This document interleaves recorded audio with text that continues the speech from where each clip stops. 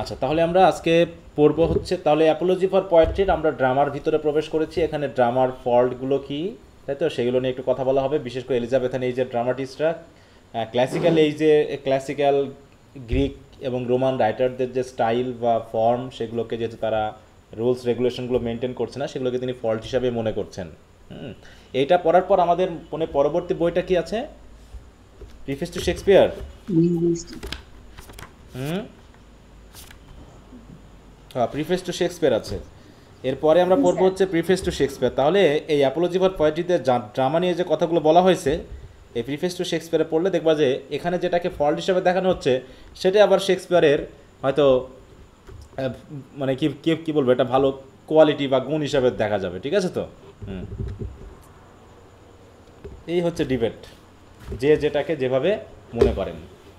ওকে, তাহলে আমরা শুরু করতে পারি নাকি? শুরু করব? জি স্যার। শোনা যাচ্ছে আমার কথা? সবাই শুনতে পাচ্ছ? জি স্যার, শুরু করেন। তাহলে আমরা গতদিন দেখছিলাম কি, the violation of the unities of place and time in English drama. English ড্রামাতে বিশেষ করে unity of time, unity of প্লেসগুলোকে মেনটেন করা হয়নি, বা কোনো কোনো ক্ষেত্রে মিক্স করেছেন, সেই বিষয়গুলো বলা হয়েছে।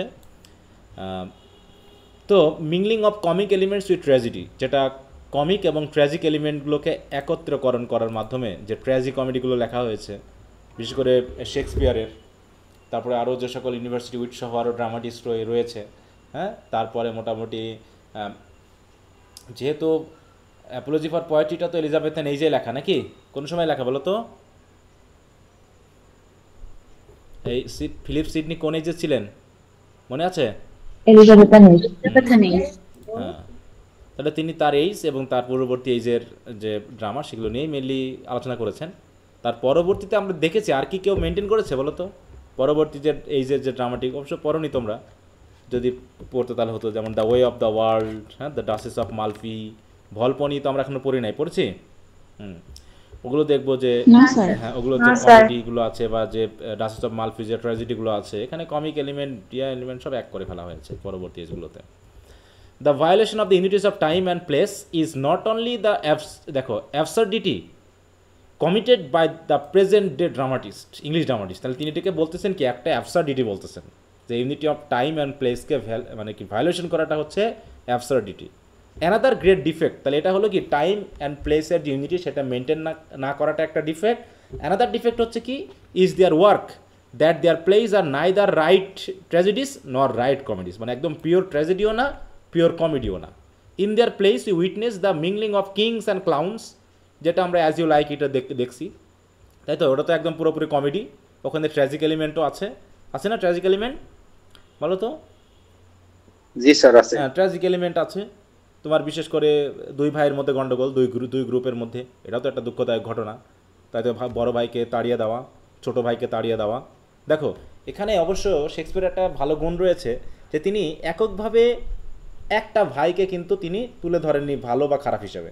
দুটাতে তিনি কিন্তু বড় ভাইকে ভালো এবং ছোট ভাইকে খারাপ করতে পারতেন, বা দুটাতে তিনি ছোট ভাইকে ভালো, বড় ভাইকে খারাপ করতে পারতেন কিনা বলো? কিন্তু এখানে তিনি কি করেছেন, যে ডিউক ফ্রেডেরিক মিক্সার করে দিয়েছে, যে আসলে ভালো ছোট বড় বলে কথা না, এটা মানুষের মেন্টালিটির উপর ডিপেন্ড করে, যে কে ভালো হবে কে মন্দ হবে।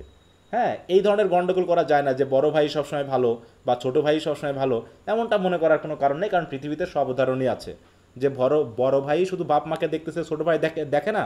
আবার কোনো কোনো ক্ষেত্রে ছোট ভাই বাপ মাকে দেখছে, বড় ভাই দেখে না। কোনো জায়গাতে দেখা যাচ্ছে মানে মেয়েরা বাপ মাকে খুব ভালোবাসে, কোনো জায়গায় দেখা যাচ্ছে যে ছেলেরাই বাপ মাকে খুব ভালোবাসে। অতএব এখানে আলাদা করে ছেলে মেয়ে, বউ, তারপরে স্বামী, তারপরে এইগুলো আসলে বড় ছোট হিসাব করার কিছু নেই, এটা মানুষের মেন্টালিটির উপর ডিপেন্ড করে। তারপর হচ্ছে not because the theme of a play demands such a mingling. হ্যাঁ, তাহলে ক্লাউন এবং কিং একসাথে মিশে ফেলা হয়েছে। আরেকটা কি, যেমন আমরা ম্যাকবেথ পড়েছি না, ম্যাকবেথে, তাই না? তারপর যে তোমার ডক্টর ফার্স্ট আছে, কি ক্লাউন আছে না? ডক্টর ফার্স্ট আছে, ওই যে হর্স কোর্সার যেটা আছে, হ্যাঁ, ওটা কি একটা কমিক এলিমেন্ট না? কমিক এলিমেন্ট ওখানে অ্যাড করা হয়েছে। হ্যাঁ, যেগুলো অ্যাড করা হয় যে থিমে যে প্রয়োজন তার জন্য না, but because the dramatist want to introduce comedy into serious place. তারা হুদাই কী করছে বাংলা কথায়, যে কমেডির অ্যাড করেছে সিরিয়াস প্লের ভিতরে। Now the introduction of clowns in place which deal with dignified themes produce a discordant effect, যেমন আমরা ইডিপাসে দেখলাম ওখানে কোনো কমিক এলিমেন্ট নেই। তারপর হচ্ছে আমরা রাইডার্স টু দ্য সিতে দেখছি কোনো কমিক এলিমেন্ট নেই, কিন্তু আমরা যখন ম্যাকবেথ পড়লাম ওখানে কমিক এলিমেন্ট আছে। তারপর হচ্ছে তোমার ডক্টর ফস্টার্স পড়লাম ক্রিস্টোফার মার্লোর, সেখানে কমিক এলিমেন্ট আছে, কারণ এগুলো তো এলিজাবেথ নেজেরই রাইটিং, এই জন্য বলা হলো।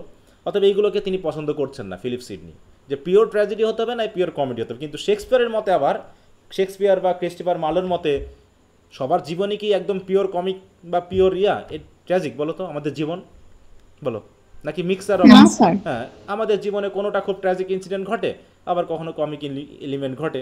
মানুষের জীবন একদমই না যে কারো জীবন একদম পুরোপুরি ট্র্যাজিক, আবার কারো জীবন একদম পুরোপুরি কমিক, এরকম কোনো জীবন কোথাও খুঁজে পাওয়া যায় না। অতএব লাইফই হচ্ছে মিংনিক অফ ট্র্যাজিক অ্যান্ড কমিক। তাহলে এটাকে আমরা মিশাতে পারবো না কেন? এটা হচ্ছে শেক্সপিয়ারের আইডিয়া। তো যাই হোক, this kind of things does not show either decency or discretion on the part of a dramatist.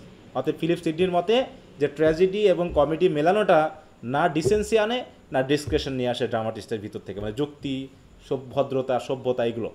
A play of this kind would neither give rise to the true feelings of admiration and pity which a tragedy should produce, nor give rise to the kind of mirth which a comedy should do. তার মানে mixing করলে কি হচ্ছে যে PT এবং fair যেমন ট্র্যাজেডিতে জায়গায় সেটা এদিকে যাচ্ছে না, আবার কমেডি করলে, কমেডি দেখলে বা কমেডি পড়লে পারে যে আমাদের ভিতরে একটা মার্থ বা হচ্ছে এক ধরনের হ্যাপিনেস আসে, সেটাও হয়তো এখান থেকে। অতএব এই মিক্স ফিলিং আমাদের ভিতরে অনেক সময় বোধটাকে ভোতা করে দেয়, ব্যাপারটা এরকম।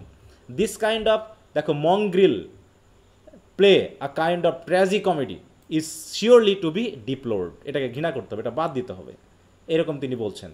তারপর দেখো, অ্যাপ্লিয়াইস সার্টেনলি ডিড সাম মার্চ বলতে কি বোঝানো হয়েছে? মার্চ মানে খুশি, আনন্দ, জয়, যেটা দেখো হ্যাপিনেস বললাম না,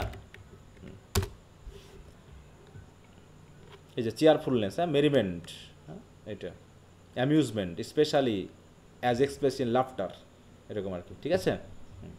আনন্দ, বিনোদন, খুশি, এটাকে বোঝাতে ব্যবহার করা হয়েছে। যেমন that is the mingling of comedy with tragedy, but he separated the comic portion of from the tragic by means of a sufficient interval time between the two kinds of situation. মানে এখানে একজন নাম দেখানো হলো যে তিনি tragedy এবং কমেডিকে আলাদা করেছেন কোনো রকম একটা ইন্টারভেল দেওয়ার মাধ্যমে। হ্যাঁ, এখানে আমরা একটু আগিয়ে যাই, কারণ এখানে যে উদাহরণগুলো দেওয়া আছে ওগুলো আমাদের দরকার নেই। এখানে যেটা বলতেছে দেখো, in English plays of the present time the comic portion in a tragedy represents only indecency and vulgarity which is unfit for chaste ears, or the comic element in tragedy represents sheer stupidity which only gives rise to a loud laughter on the part of the audience.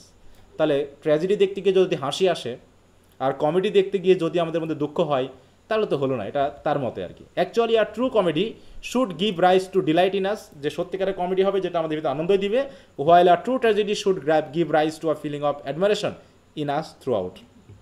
But the English comic dramatists think that there is no delight without laughter. This view is wrong. বলছে laughter may sometimes accompany delight, but laughter does not proceed from delight. কারণ laughter এবং delight দুটো আলাদা জিনিস, ঠিক আছে? তো laughter may sometimes accompany delight, কিন্তু লাফটারই আমাদের মধ্যে ডিলাইট দিতে পারে না। ডিলাইট ব্যাপারটা একটু অন্য রকমের। ডিলাইটটা আমরা দুঃখদায়ক ঘটনা থেকেও পেতে পারি, এটা এক ধরনের ফিলিং।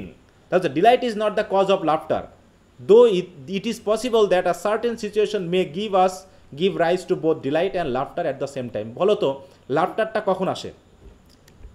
লাফটারটা কখন আসে? মানে তুমি যদি একটা দুঃখের সংবাদ, মানে খুশির সংবাদ শুনো, তাহলে কি তুমি হাসো না আনন্দ পাও? হাসো না আনন্দ পাও? বলো। আনন্দ পাই। হ্যাঁ, কিন্তু একটা কমিক, মনে করো একটা কমিক যদি দেখো, এটা কি তুমি আগে কি হাসি না আমরা? কমিক একটা সিচুয়েশন, মনে করো তোমার একটা ভালো রেজাল্ট হয়েছে, তুমি কি হাসবা নাকি কাঁদবা এই জায়গায়? বলো তো, এটা কি হাসির বিষয় যে তুমি একটা ভালো রেজাল্ট করছো, এটা কি হাসির বিষয় না আনন্দের বিষয়? আনন্দের বিষয়। হাসিটা আসে কমিক কোনো বিষয় থেকে, সিরিয়াস কোনো বিষয় থেকে কিন্তু হাসি আসে না, বরং অনেক সুখের বিষয় রয়েছে যেখানে আমরা আনন্দ পাই, সেই আনন্দে আমরা কেঁদেও ফেলি। কিন্তু হাসির সাথে ডিলাইটের সম্পর্কটা খুবই কম। হ্যাঁ, ডিলাইটের সাথে সাথে আমরা অনেক সময়, মানে হাসির সাথে তো আমাদের ডিলাইট আসতে পারে, কিন্তু ডিলাইটের সাথে সবসময় হাসি আসবে তা না।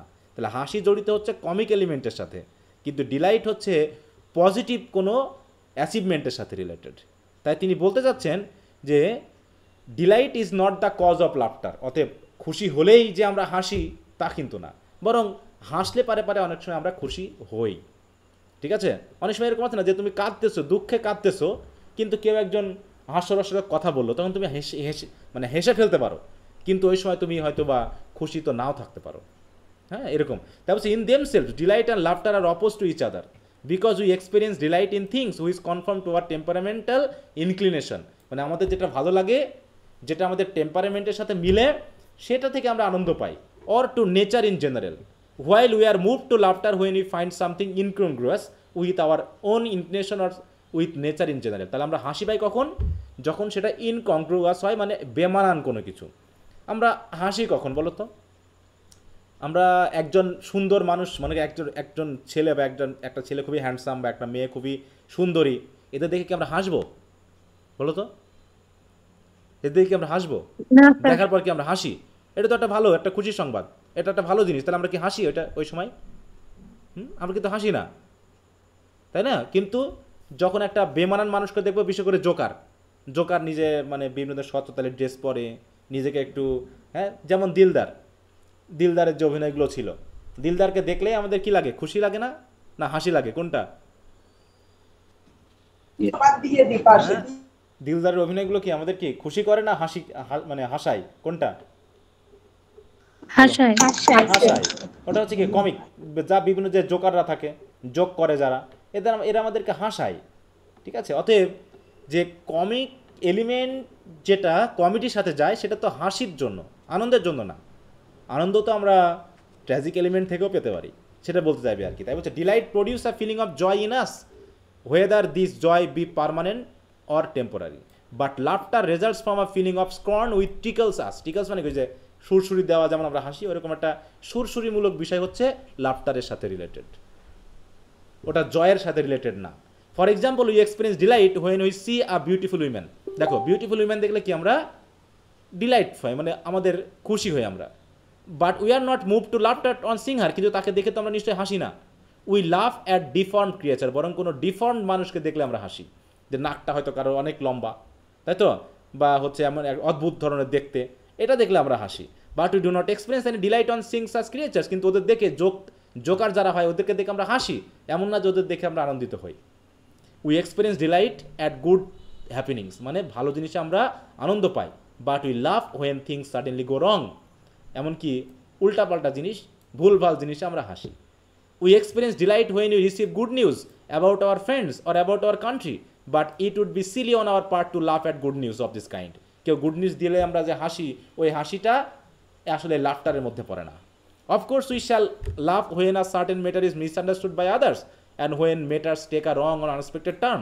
In such cases we laugh because some worthy or respectable man is faced with an embarrassing situation। কেউ পড়ে গেলে, মনে করো অনেক সময় আসি না, যে বৃষ্টি হচ্ছে, বৃষ্টির মধ্যে কেউ চলতে চলতে হঠাৎ করে পড়ে গেল। এখানে দুই ধরনের ফিলিং হতে পারে। অধিকাংশ ফিলিংয়ে আমরা কি করি? কেউ পড়ে গেলে কাদাই কি করি বলতো? হাসি। কিন্তু এটা কি হাসির ঘটনা? এটা কি হাসির ঘটনা? হ্যাঁ, এটা তো হাসির ঘটনা নয়, কিন্তু আমরা তারপর হাসি। তাই বলছে yet this laughter is accompanied by a feeling of distress, বরং এটা এক ধরনের distress in us because we also feel sorry to see a worthy man in an embarrassing situation. হাসিও আসে, কিন্তু এটা দুঃখ বোধ করি। It cannot be denied that delight and laughter to do sometime occur simultaneously। কিছু কিছু ক্ষেত্রে লাফটার আর ডিলাইট একসাথে ঘটতে পারে। হ্যাঁ, যে for instance on seeing an excellent picture of Alexander the great we experience a feeling of delight, we do not laugh. Alexander on seeing the crazy antics in the same man in another picture we laugh without experiencing any delight. বা ওই ম্যানেরই যদি কোনো comic scene দেখি বা comic picture দেখি, তাহলে আমরা automatic হাসি। এর ক্ষেত্রে আমাদের হাসি আসে, কিন্তু আনন্দ নিশ্চয়ই আসে না। তাহলে আনন্দ এবং হাসি এই দুটাকে আমাদের আলাদা করে ভাবতে হবে। অতএব যখন তুমি ট্র্যাজিক এলিমেন্টের ভিতরে কমিক এলিমেন্ট ঢোকাচ্ছ, তাহলে সেখানে তুমি কমিক এলিমেন্ট দিয়ে আসলে কি বোঝাতে চাচ্ছ? ডিলাইট নাকি একটু হাসি? কোনটা বোঝাতে চাচ্ছ? সেটা হলো এখানে দেখার বিষয়। তাহলে তুমি কি হাসানোর জন্য দিচ্ছ, নাকি দুঃখের ভিতরে আনন্দের মিশ্রণ ঘটানোর জন্য দিচ্ছ? তো এখানে সেই বিষয়টা বলা হয়েছে। এখানে যদি আমরা একটু দেখি, একই কথা বারবার আসতেছে। দেখো, যে the conclusion to be drawn from this whole discussion is that comedy should not just arouse laughter. অতএব আমরা ট্র্যাজিক এলিমেন্টের মধ্যে অনেক সময় লাফটারের জন্য কিছু কমিক এলিমেন্ট দিই, কিন্তু কমিক এলিমেন্ট দিয়ে তো আমাদের লাফটার দিলে হবে না, বরং which results from contemptible and unworthy situation being represented before an audience. But mixed with laughter of this kind, comedy should also provide that delightful instruction which is the aim of poetry. হ্যাঁ, অতএব লাফটারের সাথে এমন কিছু mix করতে হবে যাতে অর্দি situation দিতে হবে, আনর্দি না, যাতে ওই কমিক এলিমেন্টের সাথে সাথে আমরা কিছু delightful instruction pi. Another point in connection with comedy is that a dramatist should not try to arouse laughter by depicting sinful deeds. তাহলে হাসির জন্য আমরা যেন কোনো সিনফুল অ্যাক্টিভিটি যুক্ত না করি, যে কাউকে হাসানোর জন্য অশ্লীল কোনো কথাবার্তা নিয়ে আসবো বা অশ্লীল কোনো পরিস্থিতি সৃষ্টি করব, এটা করলেও তো হবে না। তখন এই কমেডির মধ্যে কি চলে আসবে? অশ্লীলতা আসবে, এটা আমাদের ভিতরে কোনো ডিলাইটফুল সিচুয়েশন দিবে না। Nor should he try to arouse laughter by depicting scene of misery, অথবা কাউকে কষ্টের ভিতরে ফেলে আমরা যেন কোনো লাফটার না আনার চেষ্টা করি। যেমন আমরা এই কথাটা উদাহরণটা আসলে এই ক্ষেত্রে, যে আমরা যখন পড়লাম না, ডক্টর ফস্টাস পড়লাম, ডক্টর ফস্টাসে কী করা হয়েছিল বলতো? ডক্টর ফস্টাস একজন ঘোড়া বিক্রেতার সাথে কি করলো? চালাকি করলো না? বলো। জি স্যার। হ্যাঁ, একটা চালাকি করলো। সে কি করলো? একটা জাদু দিয়ে সে একটা মাটি আর খড় দিয়ে একটা ঘোড়া বানিয়ে সেটাকে ওর কাছে বিক্রি করলো। তাহলে এটা কি আসলে হলো বলো তো? এটা কি ওই যে ঘোড়া কিনলো তার একটা লসের কাহিনী হয়ে গেল না? এটা কি ওর জন্য মিজারি হয়ে গেল না? তাহলে এই ধরনের হাসি তামাশা কি করা ঠিক ছিল বলো? এই ধরনের হাসি তামাশা কি দরকার ছিল বলো? হ্যাঁ, ওটা তো বরং একজনের মিজারি ঘটিয়েছে, এটার মাধ্যম দিয়ে আমাদের হাসি সৃষ্টি করা ঠিক হয়নি। হ্যাঁ, তারপরে দেখো এখন তো মোটামুটি আমরা দেখি যে আমাদের ফেসবুক ইন্টারনেটে অনেক রিলস ভিডিওগুলো আছে। একদল আছে পুরুষদের বিরুদ্ধে কথা বলছে, আর এক দল আছে নারীর বিরুদ্ধে কথা বলছে, এইভাবে তারা ভিউ পাওয়ার আশা করতেছে। আছে না এরকম? বলো। একদল আছে শুধু পুরুষ বিরোধী কথাবার্তা, যেন পুরুষরা পৃথিবীর মধ্যে সবচেয়ে খারাপ একটা প্রাণী। আর একদল আছে শুধু নারী বিরোধী কথাবার্তা, যেন নারীরাই হচ্ছে পৃথিবীর মধ্যে সবচেয়ে খারাপ প্রাণী। হ্যাঁ, তো এইগুলো দিয়ে হয়তো তারা ভিউ বাড়াচ্ছে, কিন্তু তারা কি ঘৃণা ছড়াচ্ছে না একজনের ভিতর থেকে? বলো। ঘৃণা ছড়াচ্ছ কিনা বলো? এটা দিয়ে কি খুব উপকার হচ্ছে? আমাদের সমাজ কি খুব ভালো হচ্ছে? হ্যাঁ, তার স্বামী খারাপ বলে এখন সারা দুনিয়ার স্বামীকে সে এক ইয়াতে চালাচ্ছে, তার বউ খারাপ বলে সারা দুনিয়ার সব বউকে সে এক কাতারে মানাচ্ছে, তাহলে হবে বলো? আর আমাদের তো এখন আইডিয়ালি হচ্ছে ওই সকল আজে বাজে মানুষগুলো, যাদের নিজেরই কোনো বেজ নাই, যারা নিজেরাই ঠিক মতো চলতে পারে না, তাদের হচ্ছে লাখে লাখে হাজারে হাজারে ফলোয়ার, তাদেরকে আমরা ফলো করে আমাদের জীবনটাকে সাজাতে চাচ্ছি। ঠিক আছে, তার সমাজ কি ভালো হবে না খারাপ হবে সেটা কিসের উপর আমরা ভিত্তি করে বুঝবো বলো? তারপরে দেখো, sinful deeds are hateful rather than ridiculous, scene of misery arouse pity rather than scornful laughter. সুতরাং after all there is no merit in arousing laughter by showing a wretched beggar or a beggarly clown on the stage. Similarly, there is no merit in arousing laughter by depicting foreigners who cannot speak English properly. হ্যাঁ, যে একজন English বলতে পারে না বলে ভুলভাল করতেছে আর আমরা তাকে নিয়ে খুব হাসতেছি, এটা কি হাসির বিষয় বলো? তুমি ইংরেজি পারো না, তুমি ভুলভাল ইংরেজি বলবে, এটা কি হাসির বিষয়? হ্যাঁ, এটা হাসির বিষয় হয় কেমন করে? কিন্তু আমরা হাসি। একজন বিদেশি যেমন এসে বাংলা বলতে পারে না, ভুলভাল বাংলা বলে, হ্যাঁ, তখনও আমরা হাসি। তাহলে সে তো পারে না বলে আমার সাথে যোগাযোগ করার জন্য সে ভুলভাল যেমন করে হোক একটা কিছু বলে সে আমার সাথে কমিউনিকেট করতে চাচ্ছে, কিন্তু আমরা হাসতেছি। হ্যাঁ, আমরা কত পণ্ডিত, আমরা হয়তো খুব ভালো পারতাম তার ভাষাটা। হ্যাঁ, rather than the dramatist should arouse laughter by depicting the fussy courtier, a cowardly man threatening a brave fellow, a pompous and ignorant school master. যেমন হচ্ছে এখানে যেমনটা দেখানো হয়েছে যে তোমার লায়ন অ্যান্ড দ্য জুয়েল পড়েছি না সেকেন্ড ইয়ারে আমরা, লায়ন অ্যান্ড দ্য জুয়েল, ওখানে যেভাবে লাকুনলেকে নিয়ে যেভাবে ফানি ক্রিয়েশন করা হয়েছে, একজন টিচারকে যেভাবে দেখানো হয়েছে, এটা কি ঠিক আছে? ওখানে দেখানো যায় ওইরকমটা ঠিক ছিল বলো তো? না স্যার। ওটা কি ওই নাটকটা যদি কেউ পড়ে তাহলে টিচিং পেশা এবং টিচার সম্পর্কে তার আইডিয়ালটা কেমন হবে বলো তো? হবে? স্যার কোনো রেসপেক্ট থাকবে হ্যাঁ, না। তাহলে ওটার সাথে কি যাইলো? পেশা এবং তাকে যেভাবে ক্রিয়েট করা হয়েছে দুটার সাথে তো মিললো না। হ্যাঁ, আবার তোমার একজন লিডার, তাই না, একটা গ্রামের লিডার, সে আবার কমেডি করতেছে, সে আবার ভাড়ামি করতেছে সিটির মতো একটা মেয়েকে পাওয়ার জন্য। ওটা কি মানাইলো এভাবে? ওইভাবে উপস্থাপন করা কি ঠিক? বলো। সে তো নিশ্চয়ই সিরিয়াস মাইন্ডেড ম্যান হবে, সে সিরিয়াস হবে, তাই না? কিন্তু ওইরকম যে তাকে কমিক একটা ফিগার হিসেবে দেখানো হয়েছে, ওইরকম কমিক ফিগার তো তাকে দেখানো ঠিক হয়নি। তো এই যে ব্যাপারগুলো দেখানো হচ্ছে, ঠিক আছে, যে pompous and ignorant school master, দেখো pompous and ignorant school master দেখানো হচ্ছে, আর traveller who has been corrupted by his travels, এগুলো দেখিয়ে হাসি সৃষ্টি করা নিশ্চয়ই ঠিক না। Such characters, if represented on the stage in theatre, would arouse delightful laughter and would also prove delightful in teaching. দেখো, comedy should therefore choose characters of this kind for treatment. As for tragedy, it should arouse a feeling of divine admiration in us. The plays written by Buchanan do nothing more needs to be said in this connection, except that both tragedy and comedy and tragedy are being misused in England. যে একটাই কথা হলো, ইংল্যান্ডে comedy এবং ট্র্যাজেডিকে ব্যাপকভাবে misuse করা হয়েছে দুটাকে মিক্স করার কারণে। Drama in England may be compared to an ill-mannered daughter who by her uncultured behavior bring disgrace to her mother. দেখো, এখানে কি ছেলেকে বলতে পারতো না? মেয়ের কথা আনলো কেন? যে একজন ইল ম্যানার ডটার তার আনকালচার্ড বিহেভিয়ারের মাধ্যমে সে তার মায়ের জন্য অপমান বয়ে নিয়ে এসেছে, ঠিক আছে? তো তাই ইংল্যান্ডেও এই ড্রামাটাকে যেভাবে খারাপ করা হলো, জ্যাকোবিয়ান এইজ, ক্যারোলাইন এইজে, এলিজাবেথান এইজে, ওই সময়ে, মানে এই খারাপ বলতে কিন্তু আসলে তিনি যে ওই যে ভালগারিটির কথা বলা হয়েছে তা না, পরবর্তীতে ভালগারিটি এসেছে, সেটা তো ফিলিপ সিডনি পায়নি। ফিলিপ সিডনি কি ওই যে ক্যারোলাইন এইজ বা পিরিটন এইজের যে ড্রামা যে বন্ধ করে দেওয়া হলো, তার আগে যে ভালগারিটি তৈরি হয়েছিল সেটার উপর বেস করে কিন্তু তিনি এটা লেখেননি। তিনি যদি ওই সময়ও থাকতেন তাহলে কী অবস্থা হতো বলো তো? তাহলে তো আরও খারাপ অবস্থা হয়ে যেত নাকি? হ্যাঁ, তিনি কি, দেখো যদি আমরা একটু খেয়াল করি,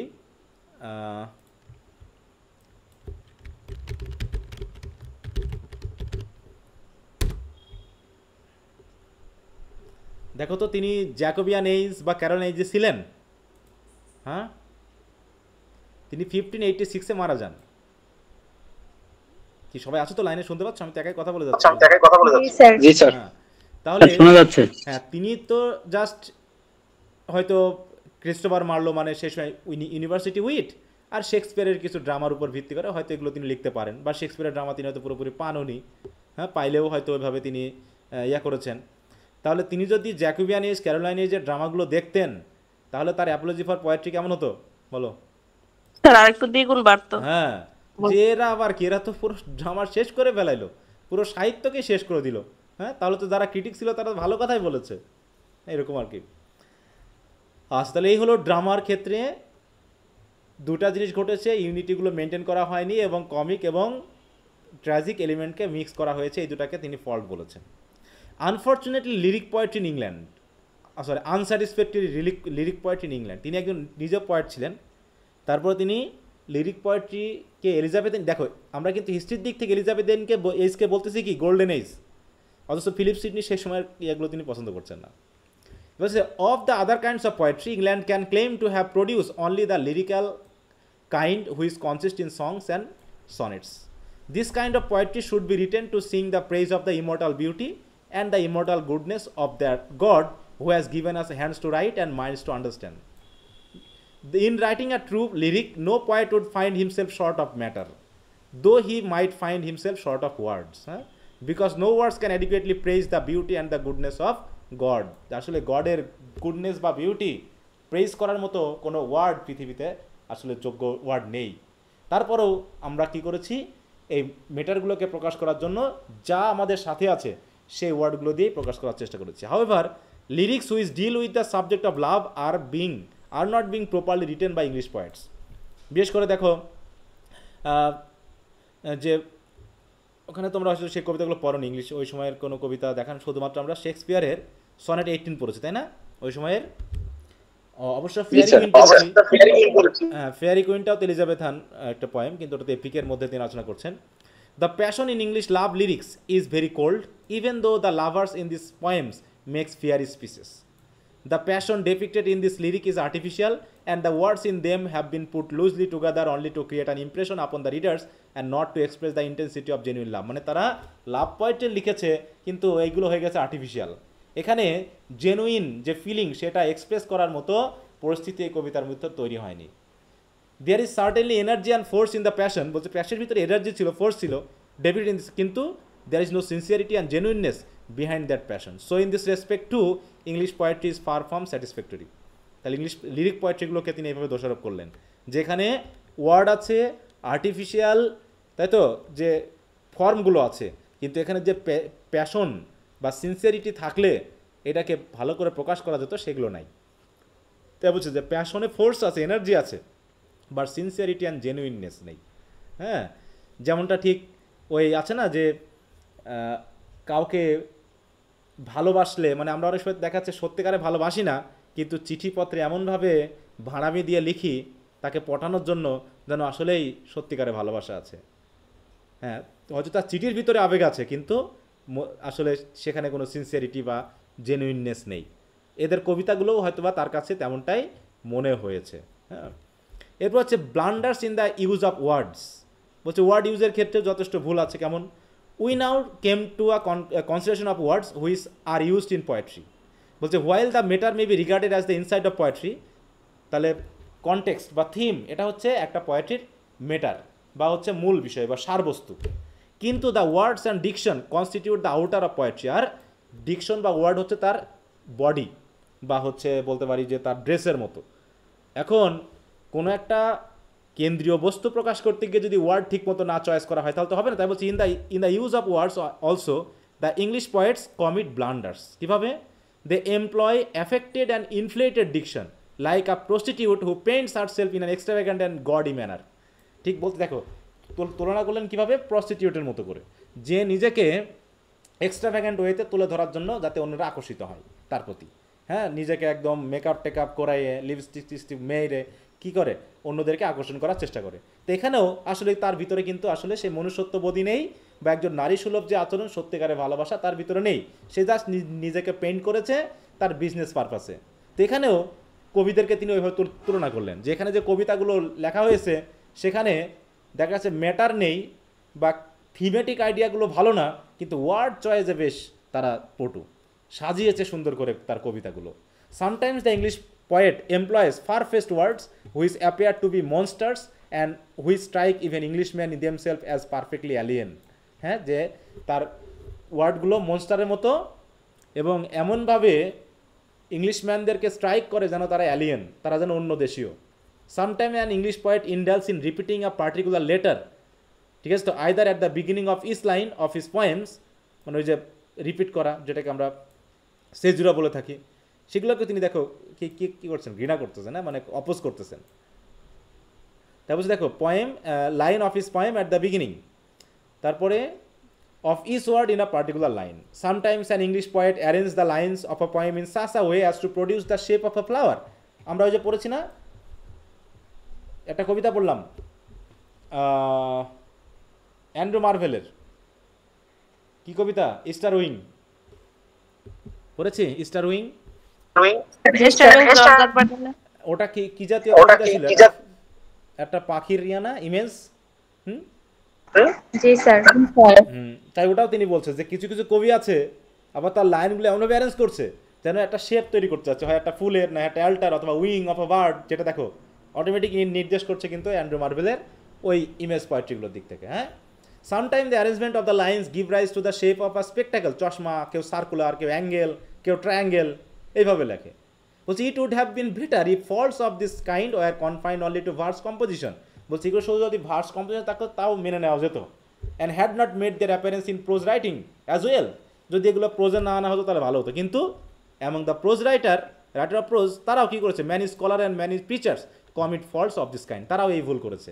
সাম ইংলিশ অথর্স হ্যাঁ maintain a collection of fantastic and ostentatious word while writing prose, poems or even prose, borrow their vocabulary from these collections.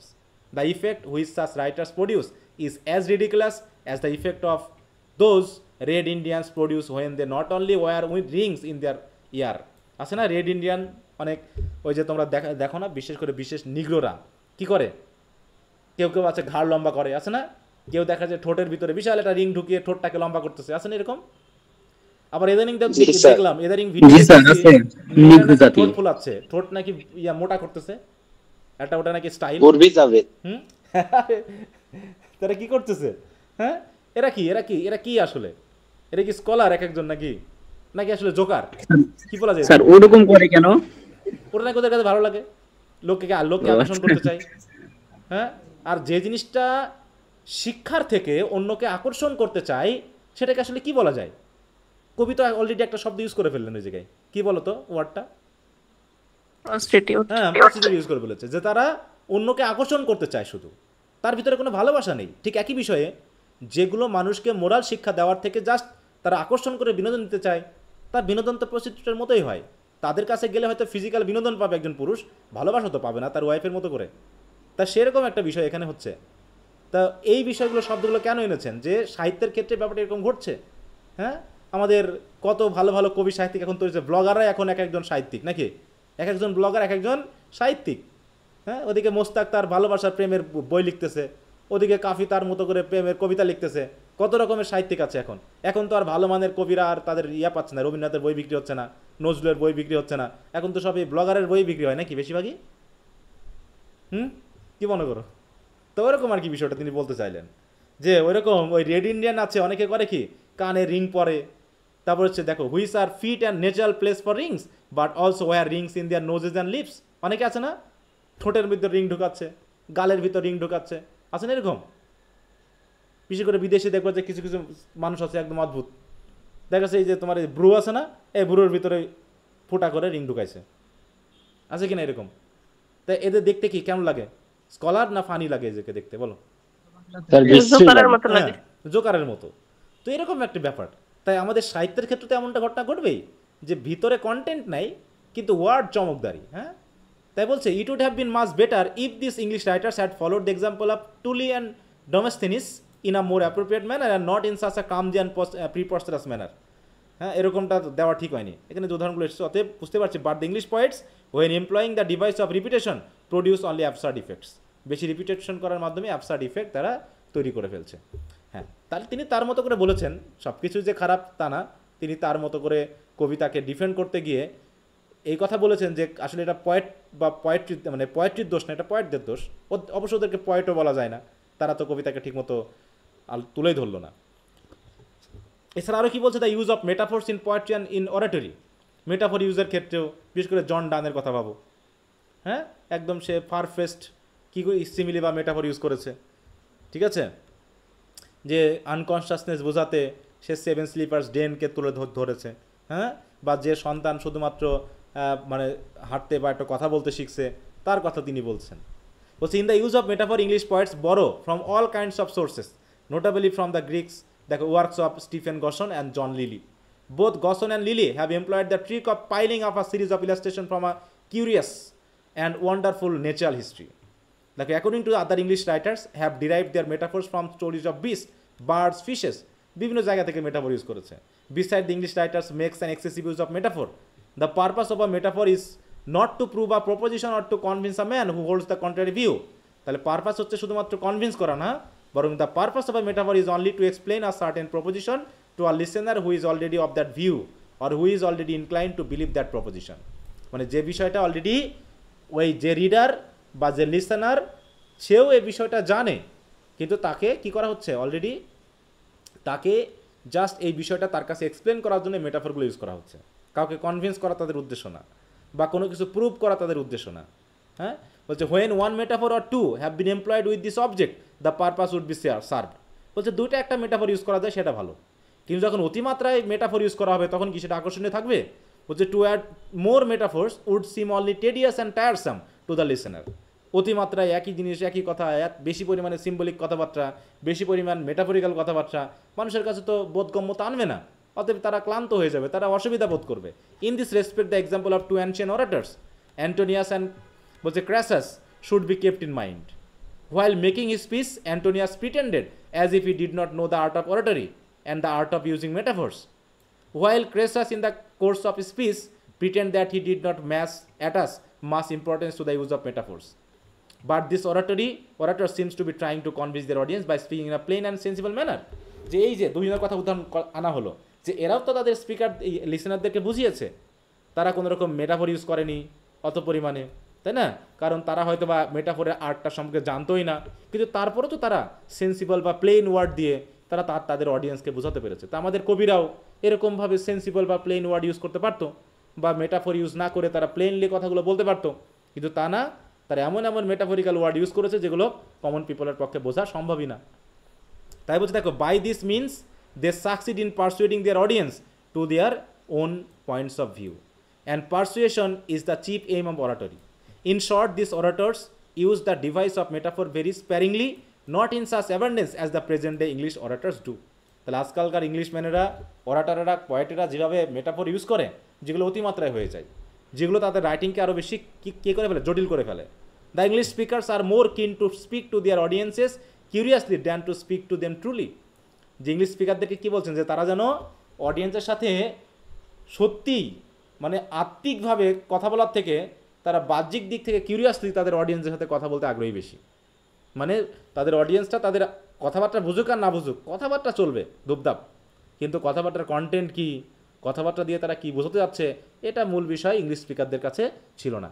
দেখো, তিনি পোয়েট্রি এবং অরাটরি দুটার কথাই বলে ফেললেন, যে পোয়েট্রিতে অতিমাত্রায় ডিকশন ইউজ করা হয়েছে, অতিমাত্রায় মানে কি, অতিমাত্রায় কঠিন মাত্রার ডিকশন এবং মেটাফোর ইউজ করে কবিতাকে একদম বেশি জটিল করে ফেলা হয়েছে, যেগুলো হয়ে গেছে রিডারদের কাছে কেমন, টেডিয়াস অ্যান্ড টায়ারসাম।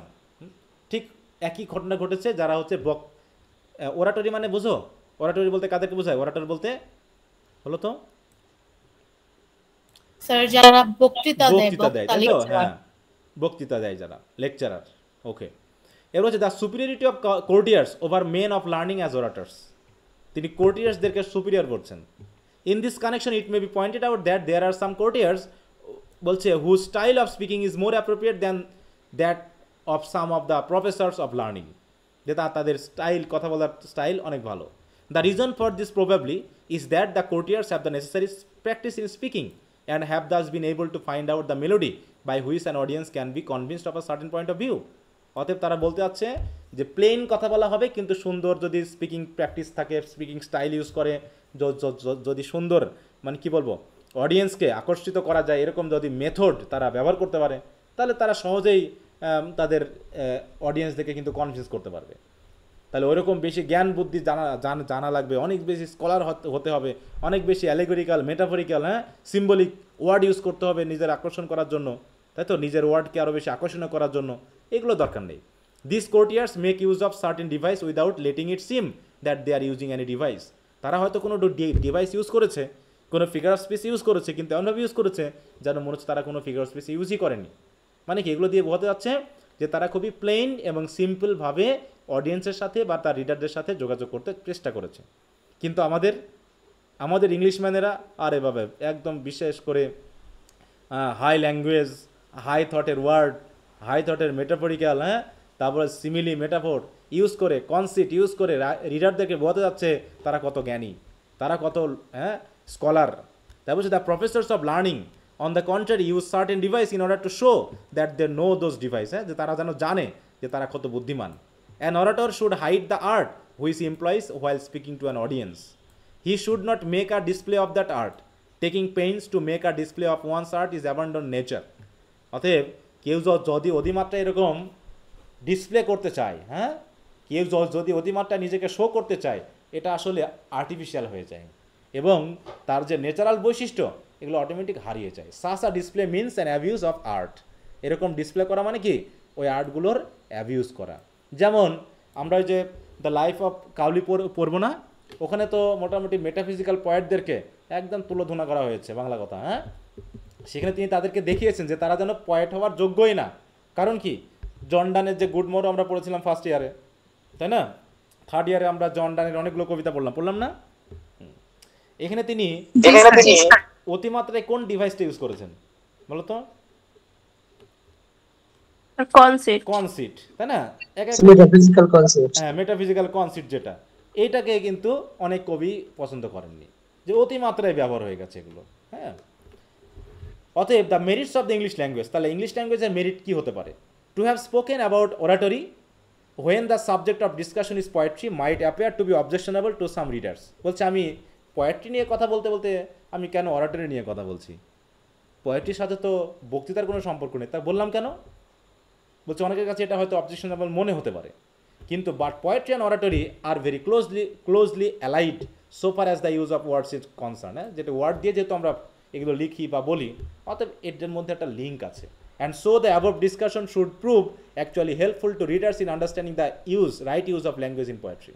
বলছে the English language offers great opportunity to authors for the expression of their ideas. হ্যাঁ, যে ইংলিশ ল্যাঙ্গুয়েজের কিন্তু অনেক অপরচুনিটি আছে, এবং বর্তমানে আমরা তো সেটাই দেখলাম নাকি, সারা বিশ্বে একমাত্র ভাষা যেটা এখন ডোমিনেট করছে সেটা কোনটা বলো? ইংলিশ, তাই না? তো ইংলিশ ল্যাঙ্গুয়েজের একটা অপরচুনিটি আছে, বা ইংলিশ ল্যাঙ্গুয়েজের মাধ্যমে আমরা অনেক কিছু অপরচুনিটি ভোগ করতে পারি। কারণ কি দেখো, because this language is capable of being put to excellence use. হ্যাঁ, কারণ এটা এক্সিলেন্টলি ইউজ করা যেতে পারে। Some people object to the English language on the ground that many foreign words have enriched it. হ্যাঁ, কোন ল্যাঙ্গুয়েজ নেই যেখানে ফরেন ল্যাঙ্গুয়েজ ঢোকেনি? এই পৃথিবীতে কি কোনো পিওর ল্যাঙ্গুয়েজ বলে কোনো ল্যাঙ্গুয়েজ আছে বর্তমানে? বলো তো, পিওর কোনো ল্যাঙ্গুয়েজ আছে? বাংলা কি পিওর ল্যাঙ্গুয়েজ? বলো না স্যার, বলছে পিওর বলতে বাংলার ভিতরে মাত্র 2% আছে বাংলা ওয়ার্ড, বাকি সব বিভিন্ন ওয়ার্ড ঢোকানো। ইংলিশেরও অবস্থা কি, জার্মান থেকে শুরু করে ল্যাটিন সবই আছে, তাই না? যেগুলো পিওর ল্যাঙ্গুয়েজ, যেমন সংস্কৃত ভাষা কি এখন আছে আর চলে? এখন এগুলো সব ডেড হয়ে গেছে, এখন সব মিক্সড ল্যাঙ্গুয়েজ। পৃথিবীর প্রত্যেকটা ভাষার ভিতরে সব ভাষা মিক্সড হয়ে ঢুকে গেছে। এই যে আমরা যখন বাংলায় কথা বলি, আমরা কত পার্সেন্ট আসলে বাংলা বলবো? এই যে আমি যে কথাগুলো বলছি, মনে করি এর ভিতরে পার্সেন্ট শব্দটা এসেছে ইংলিশ থেকে, তাই না? আমি ইংলিশের মধ্যেই বাংলা ইংলিশ সব মিশিয়ে কথা বলছি, এবং সেগুলো অটোমেটিক আমাদের বাংলার মতোই লাগতেছে। এমনকি এখন অশিক্ষিত মানুষদের মধ্যেও ইংলিশ শব্দগুলো এমনভাবে ঢুকে গেছে যে কিছু করার নাই, সবাই যেন ওগুলো অর্থ বুঝে। আলটিমেটলি কিন্তু তারা পড়েনি, কিন্তু কথোপকথনে ভাষাগুলো অটোমেটিক ঢুকে গেছে। আমরা যখন লিঙ্গুইস্টিক পড়বের পর তখন আরও বিষয়গুলো বুঝতে পারবা যে ভাষাগত ব্যাপারটা কীভাবে পরিবর্তন হয়ে আসে আর কি। হ্যাঁ, বলছে দেখো যে ইংলিশ ল্যাঙ্গুয়েজ হবে না, ইংলিশ ল্যাঙ্গুয়েজকে এ পর্যায়ে আনা যায় না, অনেকে অবজেক্ট করতেছে কারণ মনে করতেছে ফরেন ওয়ার্ডস এর ভিতরে ঢুকে গেছে। But this objection has no weight because the English language has becoming richer by incorporating foreign words. বরং এটা আরও বেশি শক্তিশালী হয়ে উঠেছে, আরও ধনী হয়ে উঠেছে। যে ল্যাঙ্গুয়েজের ভিতরে যত বেশি ওয়ার্ড রয়েছে, সেই ল্যাঙ্গুয়েজ কোনো এক্সপ্রেশনকে তত ভালো মতো তুলে ধরতে পারে। ঠিক আছে, কিছু কিছু বিষয় আছে না যে বাংলা দিয়ে ভালো মতো প্রকাশ করা যায়, কিছু কিছু আছে ইংলিশ দিয়ে ভালো করে প্রকাশ করা যায়। হ্যাঁ, এরকম অনেক অনেক কিন্তু আছে, যেমন আন্টি শব্দটা দিয়ে তুমি তোমার চাচাকে কি কি বলবা? চাচার ইংরেজি কি বলো? তাহলে জ্যাঠার ইংরেজি কি? জ্যাঠা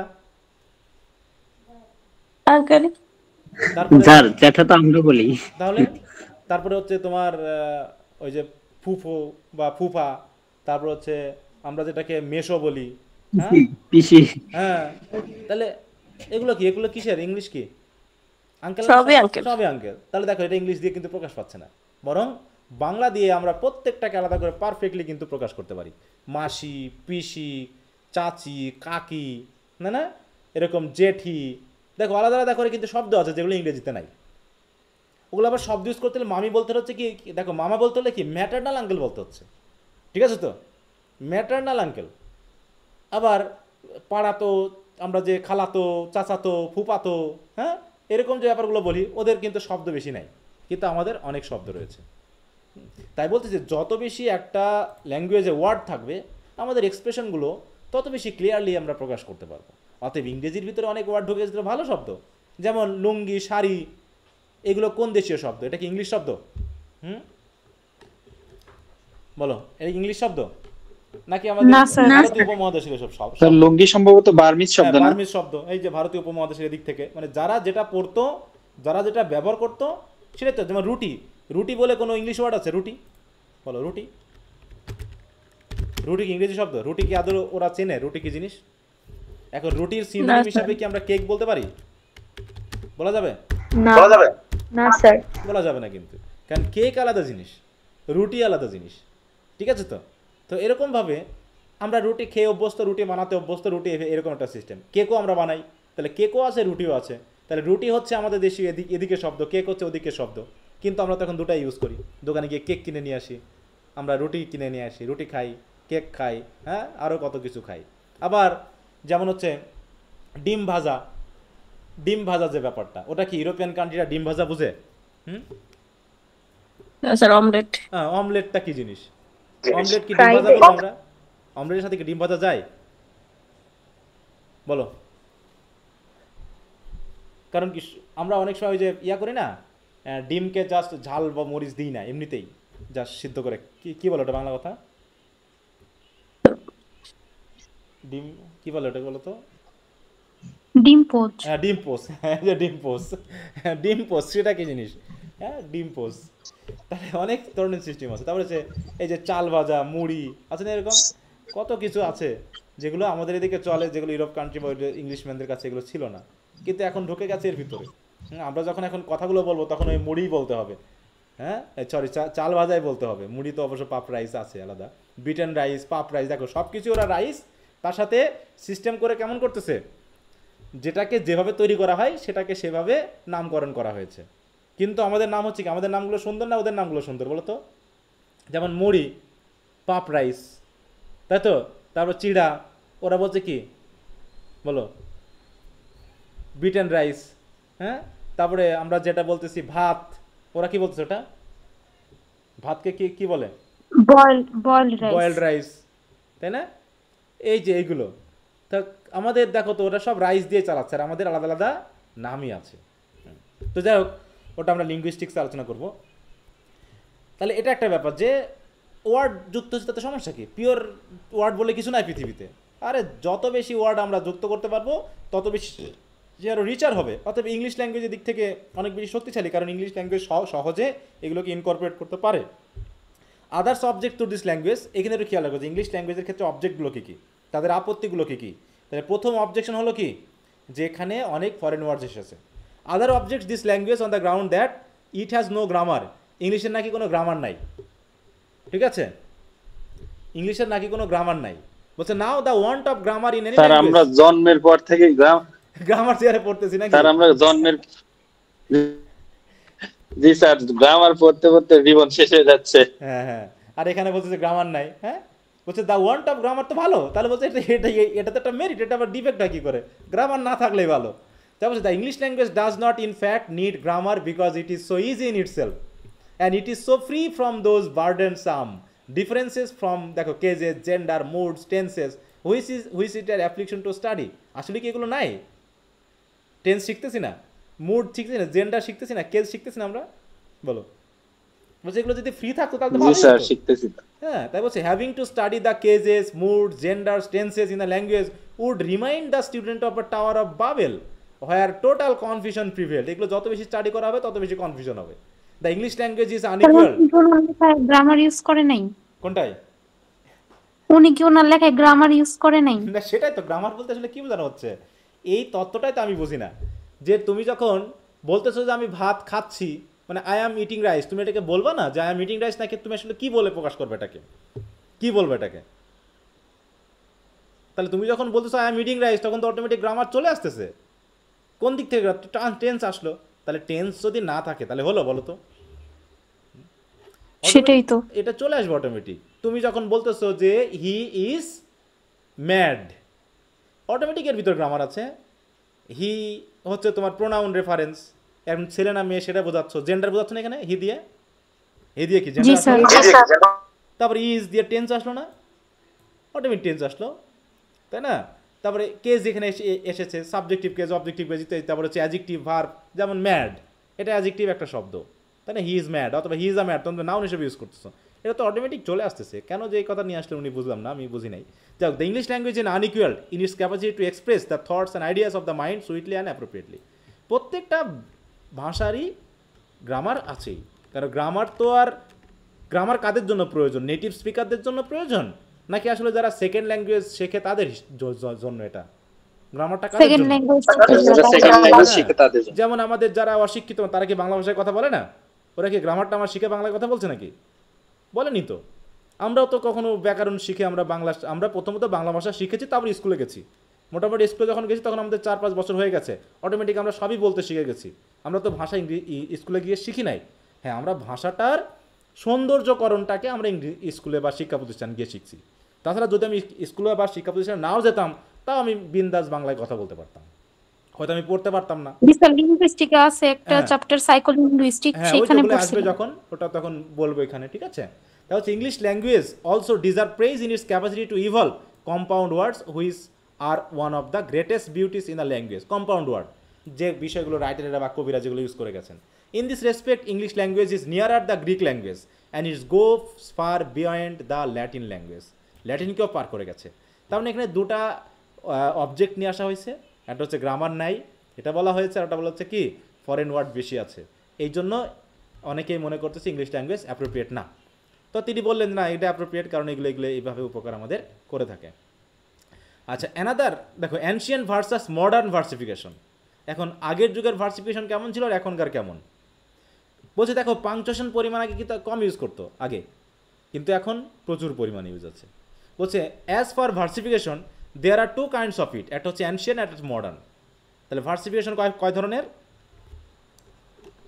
2 ধরনের। তাই তো? The ancient poet mark the quantity of each syllable and according to that he framed his verses. দেখো, আগে সিলেবল মাপতো, সিলেবল মেপেই তারা ভার্সকে ফ্রেম করতো। The modern poet observes only the number, হ্যাঁ, তারা number, and his verse is often characterize by the use of rhyme. রাইমের মাধ্যমে তারা দেখে। বলছে whether the ancient or modern method is better, এখন কোনটা বেটার সেটা আলাদা বিষয়। Would form the subject of an endless discussion, এটা নিয়ে চলবে অসীম আলোচনা, কিন্তু কোনটা ভালো কোনটা মন্দ এক একজন এক এক পথ নিবে, অতএব এই ডিবেটের কোনো শেষ নাই। The ancient method is undoubtedly more fit for music, ঠিক আছে তো, because both words and tune observe quantity. তাহলে অ্যানশিয়েন্টটা হচ্ছে মিউজিকের জন্য যোগ্য। অন্যদিকে the ancient method can also express the passion in a more lively manner because of low and lofty sound of a দেখো ওয়েড syllabus. The modern method to produce a musical effect, though it does so by its use of rhyme. তাহলে একজন তার কি use করছে, word এবং tune, এগুলো use করে সে কী করছে, মিউজিকের তৈরি করতেছে, হ্যাঁ। আর অন্যদিকে সে শুধু রাইম ইউজ করছে। In fact both the ancient and the modern forms of versification possess sweetness as well as majesty. The English language of all the modern European languages is fit to, তাহলে ইংলিশ ল্যাঙ্গুয়েজ হচ্ছে কি fit নাকি, to produce both this effect, sweetness and majesty. The Italian is so full of vowels that it must always be encumbered with elisions. মানে elisions মানে কি, elisions বুঝো English ইয়াতে লিঙ্গুইস্টিক্সে আছে এটা। elisions মানে কি, এলিশন মানে হচ্ছে অনেক সময় অমিশন করি না আমরা, এই ক্ষেত্রে এরকম, যেমন এই জায়গায় আমরা যেমন একটা শব্দ ইউজ করি, সরি, এরকম হয় না একটা, এটার মানে কি বলতো, It's. হ্যাঁ, ইট ইজ, টিজ একটা সিলেবল বানানো হয়েছে, এগুলো এলিশন বলা হচ্ছে। তাই বলছে যে ইটালিয়ান শব্দে অনেক ভাওয়েল আছে যেগুলো অনেক অটোমেটিক এলিশন তৈরি করে। While the dash is so full of consonant that they cannot yield the sweet sliding fit for a verse. মানে যত বেশি ভায়েল থাকে তত বেশি গ্লাইডিং থাকে বা স্লাইডিং থাকে, আমরা ওইটাকে কনসোনেন্ট শব্দকে বাধা সৃষ্টি করে আর ভয়েল শব্দটাকে স্মুথ করে, ঠিক আছে। তো বলছে ডাসে হচ্ছে কনসোনেন্ট বেশি আর ইটালিয়ানে ভয়েল বেশি। The French language does not have a single word having accent in the last syllable but two, and little more has the Spanish so that it can use dactyl very graciously. Dactyl কি এক ধরনের food, তাই না? অন্যদিকে the English language on the contrary does not suffer from any of this defects, তার কোনো defect নাই, তার নির্দিষ্ট পরিমাণ ভয়েল আছে, তার নির্দিষ্ট পরিমাণ কনসোনেন্ট আছে, হয়তো এখানে আমরা যখন অ্যাকসেন্ট দিচ্ছি আমরা অ্যাকসেন্ট আমাদের সুবিধা মতো যে কোনো সিলেবেলের উপরে দিতে পারি, বিশেষ করে সেই সিলেবেলগুলোর উপরে দিই যেগুলো মোটামুটি মেজর ওয়ার্ড মানে স্ট্রাকচার হিসেবে কাজ করে, এরকমভাবে আমরা বলেছি। তো বলতেছে এই ধরনের যে ডিফেক্ট, তাই তো ইটালিয়ান, ডাচ, ফ্রেঞ্চ, স্প্যানিশের যে সকল ডিফেক্টগুলো আছে ইংলিশ ল্যাঙ্গুয়েজে নেই, সেক্ষেত্রে এটা অবশ্যই একটা উপযুক্ত ভাষা হিসেবে কাজ করছে সাহিত্যের জন্য বা পোয়েট্রির জন্য। যাই হোক, এবার হচ্ছে মেল রাইম, একটু খেয়াল দেখো, মেল রাইম বা ফিমেল রাইম বলতে কী বোঝায়। দেখো, male rhyme and the female rhyme. আরেকটা হচ্ছে কি, দেখো ড্রুকোলিও, হ্যাঁ, ড্রুকোলিও সরি ড্রুকিওলা, আমি মিস করছি, ড্রুকিওলা। এটা দিয়ে বলছে কি দেখো, বলছে so far as rhyme is concerned, এগুলো একটু খেয়াল রাখো ব্রিফের জন্য। It is true that English language does not observe quantity, yet it observe the ancient very precisely, while other languages can either not observe the ancient at all or will not do it perfectly, মানে ওই যে ancient style যেগুলো। English and French poets never fail to observe the caesura, caesuraর কথা মনে আছে? এটা কি জিনিস? caesura বলতে কি কি কি বোঝায় দেখো, আচ্ছা CAE, লাইনের ভিতরে যে ব্রেক, লাইন ব্রেক বুঝি আমরা, ভার্স লাইনের ভিতরে। যেমন হচ্ছে আমরা যদি সনেট 18 দেখি,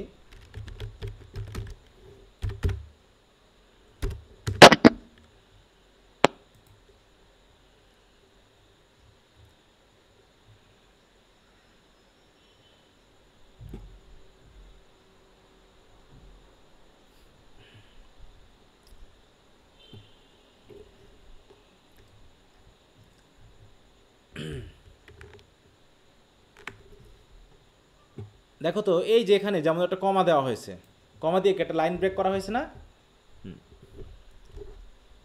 জি স্যার। একটা শ্বাস নেওয়ার জন্য, কখনো কখনো এখানে ফুল স্টপও হতে পারে লাইনের ভিতরে, ঠিক আছে? হ্যাঁ, তো এরকম বিভিন্ন কবিতাতে আছে। যেমন আমরা যদি টু ড্যাফোডিলে যাই বা I wander lonely as a ক্লাউডে যাই, যে কোনোই ইয়াতে সেজুরার কিন্তু ব্যবহার আছে। তাই বলছে দেখো সেজুরা মানে কি, which means a breathing place in the midst of the verse, মানে ভার্সের মাঝখানে একটা ব্রেদিংয়ের জন্য একটা পাংচুয়েশন থাকবে বা একটা ব্রেক থাকবে। এখানে বলছে French poet never fails to observe, মানে তারা এটাকে ব্যবহার করেছে। Whereas neither the Italian not the Spanish can make use of it, এরা তো এটা ব্যবহারই করতে পারে না। Lastly even the very rhyme itself the Italian language cannot put in the last syllable, এমনকি লাস্ট সিলেবলে যে আমরা রাইমিংটা নিয়ে আসি, এই রাইমিংটা ইটালিয়ান ল্যাঙ্গুয়েজে করা যায় না। ঠিক আছে? তো the kind of rhyme known as masculine বা ফিমেল রাইম, সরি মেল বা ম্যাসকিউলিন রাইম বলতে কাকে বোঝালো তাহলে বলো তো? দেখো, যার কোনো কি নাই, সরি ম্যাসকিউলিন রাইম বা মেল রাইম। দেখো আর রাইম বিটুইন, হ্যাঁ দেখো বলছে আর রাইম বিটুইন ফাইনাল স্ট্রেস সিলেবালস, যেমন হচ্ছে ফাইনাল স্ট্রেস সিলেবাল, বলছে কি ব্লো, ফ্লো, কনফেস, রেড্রেস, এগুলো হচ্ছে কি স্ট্রেস সিলেবাল। কোনগুলো হয় বলো তো? মেজর যে ওয়ার্ডগুলো, তাই না? নাউন, ভার্ব, তারপর অ্যাডজেক্টিভ, এই জাতীয়। যেমন এখানে তোমার বলছে fair compare, dog log, collect, direct, এগুলো কি পুরো বলছে one type is masculine rhyme which occurs when the rhyme is in the stress final syllable of the word. হ্যাঁ, poet use masculine rhyme to create specific sound pattern and to link, দেখো, as a means to help emphasize their message or theme. এটা হচ্ছে কি masculine rhyme. তাহলে হচ্ছে stress syllable, বলছে to have a masculine we need to, দেখো, two words that end with the same sound and both have stress last syllable. তাহলে last সিলেবলটাকে stress করে, যেমন সিঙ্ক, উইঙ্ক, থিঙ্ক, এগুলো সবই কি, সবই পিওর ওয়ার্ড, মেজর ওয়ার্ড এবং স্ট্রেস ওয়ার্ড। এটা দেখো বলছে কোথায়, এই যে বলছে কি লাস্ট সিলেবলের উপরে, তাই না? লাস্ট সিলেবলের উপরে কি থাকবে, একটা স্ট্রেস থাকবে, যেটাকে ম্যাসকুলিন বলা হচ্ছে, যেটা অন্তত ইটালিয়ান ল্যাঙ্গুয়েজে ব্যবহার করা যায় না। ইটালিয়ান ল্যাঙ্গুয়েজে ম্যাসকুলিনটা ব্যবহার করতে পারে না। The Italian puts the rhyme in the next syllable to the last. তাহলে next syllable to the last মানে কি, নেক্সট সিলেবল টু লাস্টের আগেরটা, লাস্টের আগেরটাই। This is known as the female rhyme. Or the Italian may put the rhyme in the syllable next before that. ঠিক আছে? তো নেক্সট বিফোর দ্যাট, হ্যাঁ, তার মানে তার আগের, মানে মূল কথা হলো তারা শেষেরটা দিতে পারে না। দেখো, হুইচ ইজ কল্ড দ্য ড্রুকিওলা। দ্য ফ্রেঞ্চ ল্যাঙ্গুয়েজ হ্যাজ, এটা আমাদের ইংলিশ ল্যাঙ্গুয়েজে ব্যবহার করা হয় না। The French language has both the male and female rhymes, while the Italian has both the female rhyme and the druciola. The English language on the other hand has all these three kinds of rhyme, সবই আছে, কিন্তু এইভাবে দেখা যাচ্ছে যে আমরা বেশি ব্যবহার পাই কোনগুলোর, কোনটার বেশি ব্যবহার পাই বলো? আমরা কোনটা বেশি ব্যবহার, মেইলটারে কি বেশি ব্যবহার? হ্যাঁ। তারপর হচ্ছে his opinions of poetry express by great men of learning. এখন great men of learning high opinions. এখন দেখা যাক বিদ্বান ব্যক্তিরা পোয়েট্রি কীভাবে দেখতেছে। Thus we came to the conclusion that poetry always teaches virtue in delight, মানে ডিলাইটফুল লার্নিং, তাই তো, delightful manner, and it does not lack any of the attributes which should be found in all noble kinds of learning, that all the charges brought against poetry are either false or fable, that if poetry is not much honored in England nowadays, it is the fault of the inferior and not of the true poets. That the English language is most fit to honor poetry and most fit to be honored by poetry. That being so, the readers of this essay should, if they have any respect for the nine muses, not scorn the sacred mystery of the poetry. যে অন্তত যদি তারা অন্তত respect থাকে তাহলে অন্তত পোয়েট্রিকে যাতে তারা স্কর্ন না করে, অথবা should not laugh at poets, পোয়েটদের দেখে তারা ঠাট্টা না করে, and should not make jokes about the writers of verse. Aristotle said that poets were the custodians of the theology of the Greeks. পোয়েটটা হচ্ছে কাস্টোডিয়ান, রক্ষক গ্রিক্সদের থিওলজির, তাই তো। হচ্ছে বলছে কি, Bembus declare that poets were the first to bring culture into the life of the people. তারপর হচ্ছে Scaliger express the view that no philosophers precepts can teach honesty to a man as quickly as the poetry of Virgil can. অন্যদিকে বিভিন্ন মতামত দিয়েছে যারা হচ্ছে man of learning, তারা কীভাবে পোয়েট্রিকে বলছে। অন্যদিকে দেখো, Clauserus said that the poets Hesiod and Homer taught their readers the principles of logic, rhetoric and philosophy and other, সেটা ন্যাচারাল ফিলোসফি হোক আর মোরাল ফিলোসফি হোক, other knowledge too by means of allegorical stories. তারপর হচ্ছে Landino, সে কী করছে, said that poets compose their poems under the influence of divine inspiration. তিনি বলছেন পোয়েটরা যে কেউ পোয়েট হতে পারে না, যার একমাত্র ডিভাইন ইন্সপিরেশন থাকে তারাই পোয়েট হতে পারে। তাহলে কি আমাদের কাফি সাহেব কি ডিভাইন ইন্সপিরেশনে কবিতা লিখছে নাকি? হ্যাঁ, তাই মনে হয় নাকি? যে কবিরা মানে কি? হ্যাঁ বলো, কার কথা বলছেন স্যার? ওই যে তোমাদের ব্লগার ছেলে আছে কাফি না কি যেন নাম, কাফি তো? জি sir, Nuruzzaman Kafi Kafi. Divine inspiration,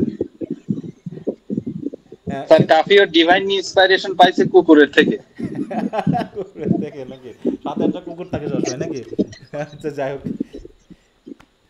Sidney himself is of the opinion that poetry of the past stated religious and spiritual truths in a mysterious and veiled manner so that the vulgar readers should not easily understand them. হ্যাঁ, তিনিও পোয়েট্রির মাধ্যম দিয়ে religious এবং spiritual ট্রুথগুলো এমনভাবে তুলে ধরেছেন যাতে ওই ভালগার রিডাররা যেন এটা বুঝতে না পারে, কারণ সবার জন্য এগুলো না, and make an impious use of them, এবং তারা যেন এটাকে ইম্পায়াসলি ইউজ করতে না পারে।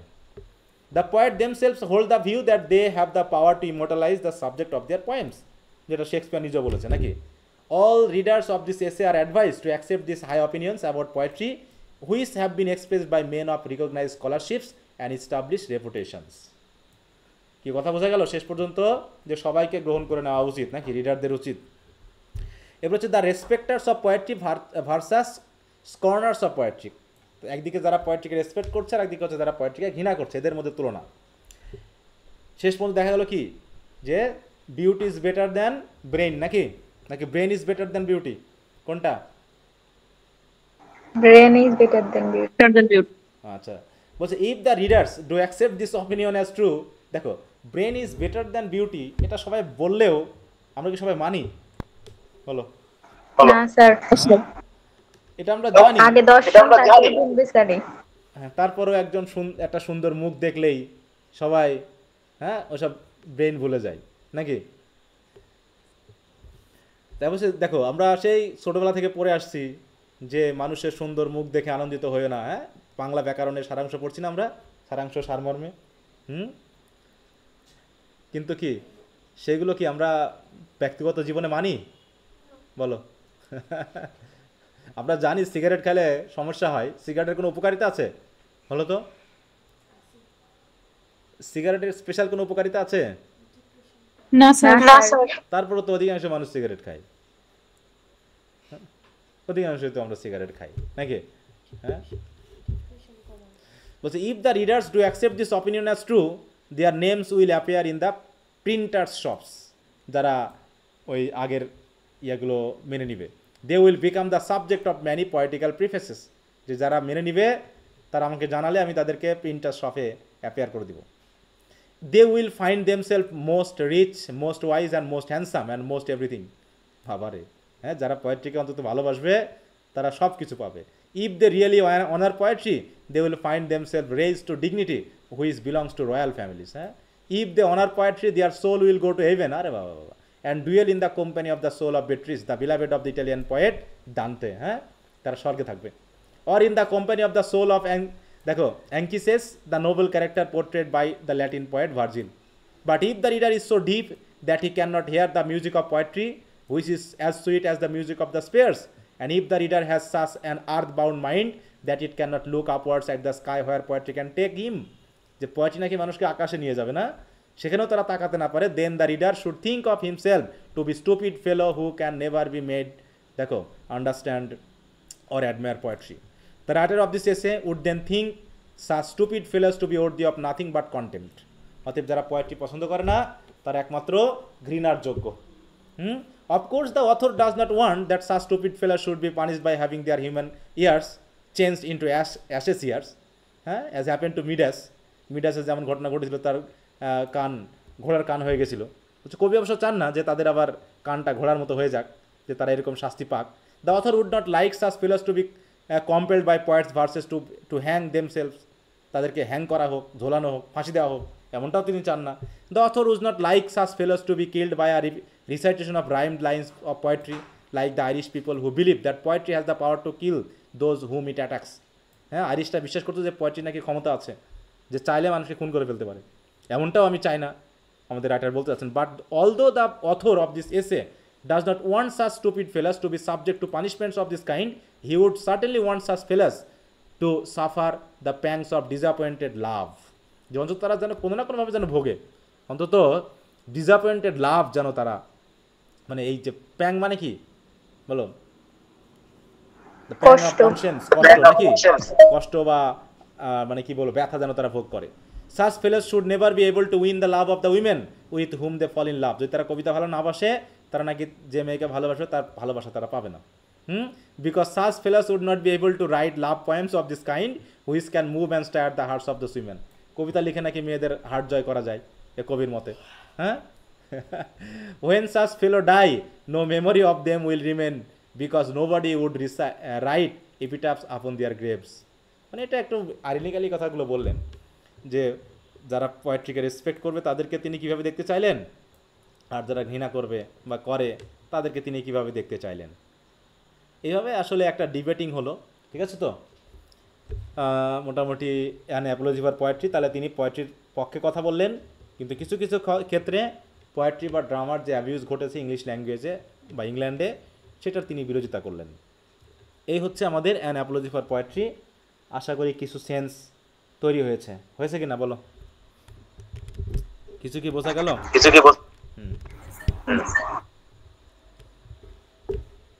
কিছু বুঝলা না? জি স্যার।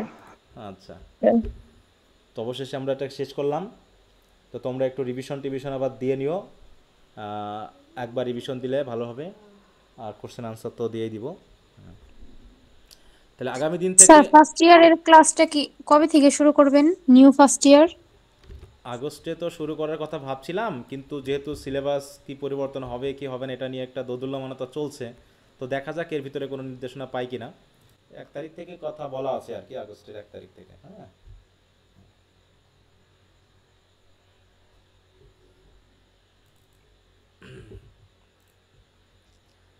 আচ্ছা,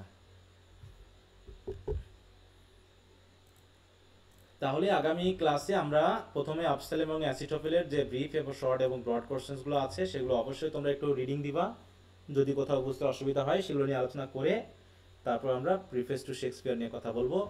আর তার সাথে অ্যাপোলজি ফর পোয়েট্রি যদি কোথাও কোনো সমস্যা থাকে একটু রিভিশন দিবা, সেটা নিয়েও আমরা আলোচনা করতে পারি। ঠিক আছে, সবাই বুঝতে পেরেছো? জি স্যার। আচ্ছা, একটু পড়াশোনা স্ট্রংলি করো। তারপরে অ্যাপোলজি ফর পোয়েট এটা প্রিফেস টু শেক্সপিয়ার শেষ করে আমরা চলে যাবো হচ্ছে লিঙ্গুইস্টিক্সের মোটামুটি আমরা 50% শেষ করে আবার একটু ব্যাক করে একবার শেষ করতে করতে আসবো। ঠিক আছে, অথবা আরেকটা সিস্টেমে আমরা আগাবো যে প্রত্যেক প্রত্যেকটার আমাদের মোটামুটি একটা করে আবার শেষ করব, করে লাস্ট চান্সে আর একটা করে শেষ করব, ঠিক আছে? এই কারণ যাতে অন্তত আমরা প্রত্যেকটার 70 to 80% আমরা শেষ করতে পারি। হ্যাঁ, এরকম। আচ্ছা, আমি একটু বিস্তারিত পড়ার চেষ্টা করতেছি, বিস্তারিতটা একটু গ্রহণ করো। গত থার্ড ইয়ারেও কিন্তু একই কথা বলেছিলাম, তারা পরবর্তীতে বুঝতে পেরেছে কাহিনীটা কি ঘটেছে। হ্যাঁ, তোমাদের সাবধান করতেছি যে শর্টকাট পড়ার চেষ্টা করো না, যতটুকু পারা যায় একটু ইলাবোরেটলি পড়ার চেষ্টা করো, তা না হলে কিন্তু ধরা খেয়ে যেতে হবে। মনে থাকবে? আর আমি যে কোশ্চেনগুলো দিচ্ছি এগুলো পড়ার পাশাপাশি যেগুলো তোমাদের মনে হবে যে একবার অন্তত একটু রিভিশন দেওয়া, রিডিং দেওয়া দরকার, সেগুলো একটু দিয়ে নিবা। একটু ইলাবোরেট পড়াশোনা করো, যেহেতু সিস্টেমটা একটু ধীরে ধীরে চেঞ্জ হচ্ছে। এখানে আর কাউকে কোনো মার্সি বা এরকম কিছু দেখানোর চেষ্টা করা হচ্ছে না। এখন দেখা যাক এই সরকারের এই কত চলতে পারে বা চলে। আচ্ছা, তো এমনি কারো কোনো কথা আছে? বলো।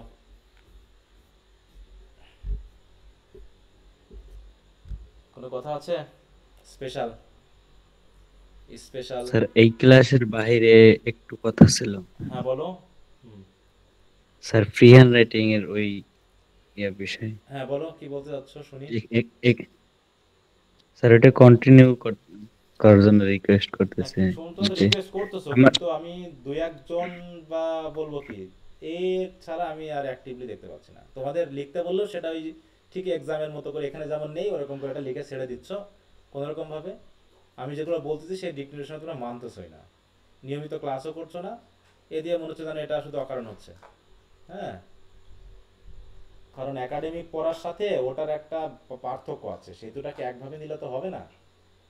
এখানে তুমি ক্লাস রেকর্ড করো, যা করো, তাতে আমি কিছু বলছি না, কারণ এর একটা সীমা আছে যে তুমি পড়ো আর না পড়ো 8-9 মাস শেষ হয়ে যাবে, তোমার কোর্স শেষ হয়ে যাবে, তোমাকে প্রশ্ন আনসার দিয়ে দিব, তুমি পড়লা কি পড়লা না, কি করবা না করবা, তুমি তোমার রেজাল্ট একটা পেয়ে যাবা।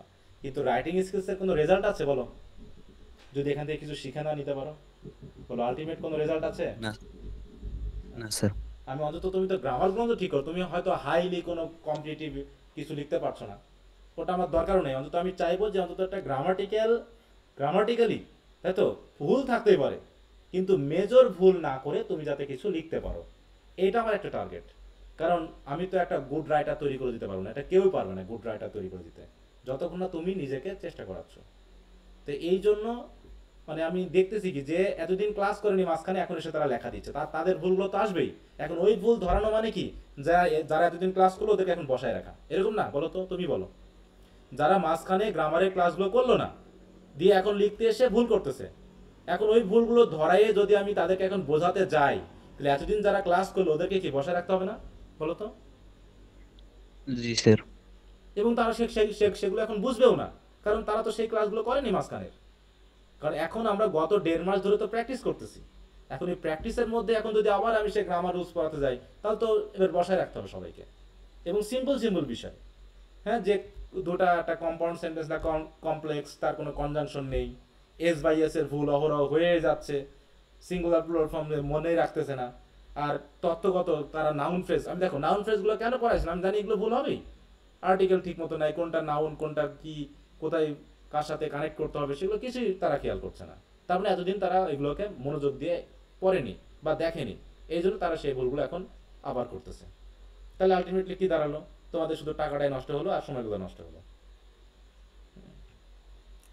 সেকেন্ড ইয়ারের ক্লাসেও বললো অনেকে, তো এখন যেহেতু 1 মাস আছে, এখন কি বলবো বলো? তোমরা যদি মনে করো যে স্যার যেভাবে হচ্ছে আমাদের অন্তত চালাই দেন, তাহলে তো নিবই, এখন কিছু বলার নেই,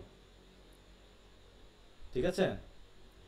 তা তোমরা গ্রুপে কথা বলো, দেখো যদি সিরিয়াস ভাবে একটু নিতে পারো, এই কয়দিনে একটু যা পড়াবো পড়তে যদি পারো তাহলে নিয়ে লাভ আছে। বুঝতে পেরেছো?